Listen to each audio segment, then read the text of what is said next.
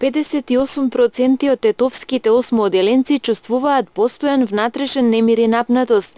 1/3 реагираат импулсивно и непромислено. Исто толку страдаат од некоја фобија. 27% од учениците се агресивни, а 16% депресивни.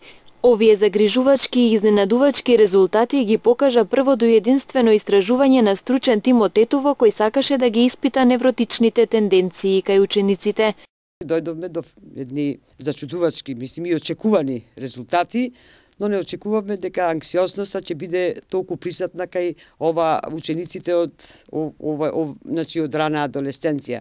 Така да беа присутни сите невротски тенденции, се потврди хипотезата дека постојат невротски тенденции кај учениците, но анксиозноста е застапена со едно застрашувачко ниво, затоа што самите показатели покажуваат дека анксиозни тенденции има 57,98% кај учениците. Импулсивните тенденции се застапени со 35,93%, што значи дека и тоа е еден голем процент на застапеност. Обсесивно-компулзивни тенденции 33,05%, исто така застапени се доста. Фобични тенденции приближно, значи се тука 32,61%. Параноидни тенденции 29,43%, агресивни тенденции 27,22%, хиперсензитивни тенденции 26,39%, хипохондриски тенденции 23,29%, инхибаторни тенденции 17,29% и сега најмалку се застапени депресивни тенденции. Значи, нашите ученици не запаѓаат во депресивна состојба, 16,19%. Овие резултати безмалку значат дека во воспитувањето на денешните генерации потфрлиле сите, од родители до наставници.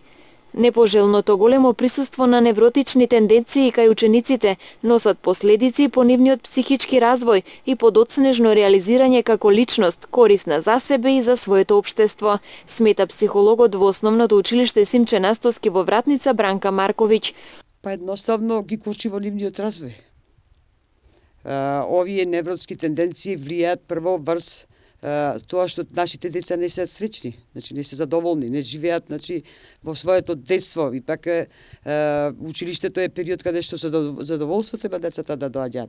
Но ова голема присутност на невротски тенденции доведува до еден заклучок дека не е виновно само семејството за појава на овие невротски тенденции, тука има голем степен, значи и самото општество, самиот образовен систем и наставниците како спроведувачи на одредени програми. Значи во денешницата од учениците има преголеми барања.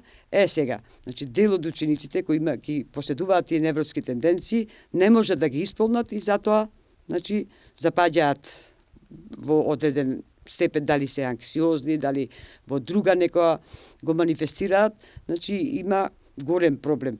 И тоа влијае врз успехот на учениците, влијае врз нивното однесување, така да сега и доста голем проблем во училиштата е агресивноста и лошото однесување на учениците.